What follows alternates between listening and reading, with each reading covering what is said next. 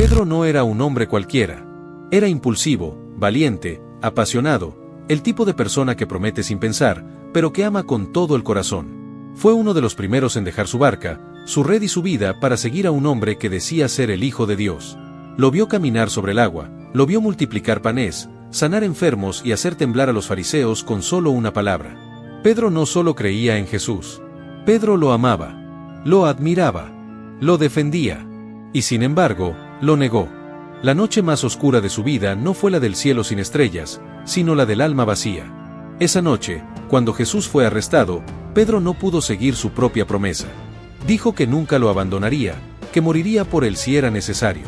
Pero cuando llegó la presión, el miedo, la incertidumbre, cuando lo reconocieron como uno de los suyos, Pedro cayó. No una, ni dos, sino 3 veces. No lo conozco, dijo. Y en la tercera negación, el gallo cantó. En ese instante, se cruzó la mirada de Pedro con la de Jesús. No fue una mirada de reproche, ni de juicio, fue una mirada de amor, de dolor, de comprensión. Pero también de despedida. Pedro salió corriendo. Lloró amargamente. No solo había fallado a su maestro, se había fallado a sí mismo. Había traicionado su identidad, su convicción, su propia alma. Y desde esa noche, aunque Jesús resucitó y lo perdonó, Pedro cargó con algo más pesado que cualquier cruz, la culpa. Esa clase de culpa que no desaparece con palabras. Esa culpa que no se va aunque Dios ya te haya restaurado. Esa que te susurra en la noche, no eres digno. No mereces seguir. No puedes ser el mismo. Y quizás tú también conoces esa culpa. Quizás volviste a Dios, te arrodillaste, lloraste, pediste perdón, y Él te lo dio. Pero aún así, te cuesta mirarte al espejo. Te cuesta creer que puedes volver a ser útil. Te cuesta aceptar que, aunque Dios te abrazó, tú aún no sabes cómo abrazarte a ti mismo. Porque no es solo el pecado, es la vergüenza. Y la vergüenza es más silenciosa, más persistente, más cruel. Te aísla, te roba la voz. Te convence de que no importa cuánto te ames Dios, tú ya no puedes amarte. Pero ahí es donde esta historia no termina. Porque el mismo Jesús que fue a buscar a Pedro en su peor noche, también lo buscó después, no para juzgarlo, sino para restaurarlo. Y quizás hoy te está buscando a ti. Pedro volvió al mar. Después de todo, cuando fallas como discípulo, lo único que te queda es volver a lo que eras antes. Él fue pescador antes de ser llamado por Jesús, y cuando creyó que ya no tenía nada que ofrecer, regresó a las redes, como si todo lo vivido hubiera sido un sueño demasiado bueno para durar. Pero el vacío no se llena con rutina. No se llena pescando peces cuando ya habías aprendido a pescar hombres. Pedro sabía que algo dentro de él se había roto, y que por más que intentara fingir que no, ya no era el mismo. Pero entonces, ocurrió algo que cambiaría todo. Una mañana, mientras pescaba con los otros discípulos, vieron a un hombre en la orilla. Él les gritó desde lejos, les pidió que lanzaran la red al otro lado. Y cuando lo hicieron, la red se llenó milagrosamente. Fue entonces cuando Juan, el más sensible al corazón de Dios, dijo, «Es el Señor». Pedro no lo pensó 2 veces. Se lanzó al agua. No podía esperar. No podía contener ese anhelo de correr hacia Jesús. Pero no fue solo emoción, fue esperanza. Fue esa mezcla de nervios, arrepentimiento y necesidad de restauración. Pedro no sabía si Jesús lo rechazaría o si lo abrazaría. Pero lo que no podía hacer era quedarse en el bote fingiendo que nada había pasado.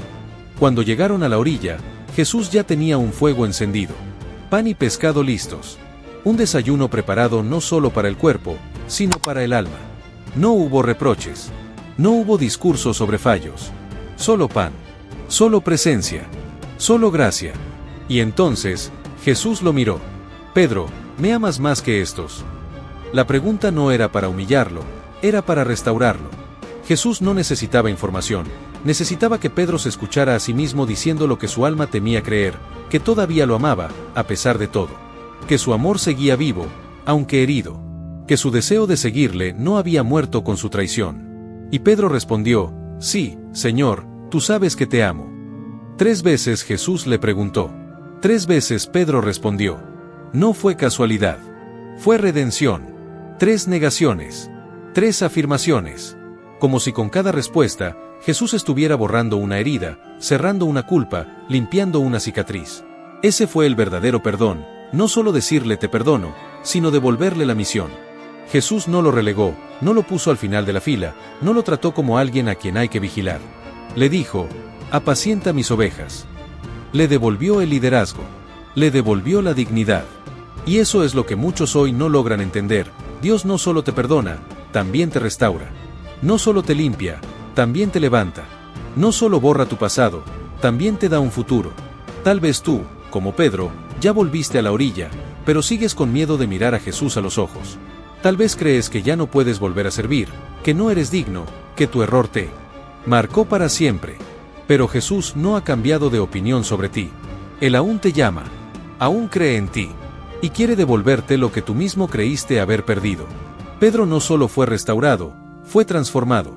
El mismo hombre que negó conocer a Jesús por miedo a una sirvienta, se convirtió en el predicador que enfrentó multitudes, líderes religiosos y amenazas de muerte sin temblar. ¿Qué cambió? ¿Fue el paso del tiempo? ¿Fue la experiencia? No. Fue el amor. Fue la gracia. Fue el perdón que no solo limpia, sino que reconstruye desde adentro. El día de Pentecostés, Pedro fue quien se levantó con valentía, lleno del Espíritu Santo, y predicó el primer mensaje del Evangelio. Y 3,000 personas se convirtieron ese día. El mismo que antes se escondía, ahora hablaba con autoridad. El mismo que huyó, ahora guiaba. Eso es lo que hace Dios cuando alguien se deja restaurar. Pero hay una diferencia profunda entre ser perdonado y perdonarse a uno mismo. Muchos creen en el perdón de Dios, pero siguen sintiéndose como traidores. Caminan con la cabeza baja, como si fueran ciudadanos de segunda clase en el reino. No se sienten dignos de hablar, de servir, de ser usados. Se arrastran espiritualmente, aunque el cielo ya los ve como hijos amados. Y eso, en el fondo, es una forma de seguir creyendo una mentira. Porque si Dios, que es santo y perfecto, te ha limpiado, ¿por qué tú sigues ensuciándote con tu pasado? ¿Quién eres tú para mantener una condena que Dios ya anuló? ¿Por qué cargas con cadenas que Cristo ya rompió? Pedro tuvo que elegir, vivir como alguien caído, o como alguien restaurado. Y tú también tienes esa elección. Puedes seguir recordando tu error, o recordar quién te llamó. Puedes seguir escuchando la voz de la culpa, o la voz de tu Redentor. Jesús no está esperando una versión perfecta de ti. Está esperando que dejes de esconderte. Que vengas con tu herida abierta, con tus dudas, con tu dolor. No para reprenderte, sino para prepararte. No para castigarte, sino para confiar en ti otra vez. Porque la mayor prueba de su amor no fue solo morir por ti, sino seguir creyendo en ti después de tu caída. Si estás viendo esto con el corazón pesado, con el alma dolida, con vergüenza que no has podido soltar, escucha esto con atención. Dios ya te perdonó. El cielo ya te absolvió. Ahora te toca a ti hacer lo más difícil, mirarte al espejo, y decir, también yo me perdono. Porque Él me amó cuando yo no podía amarme.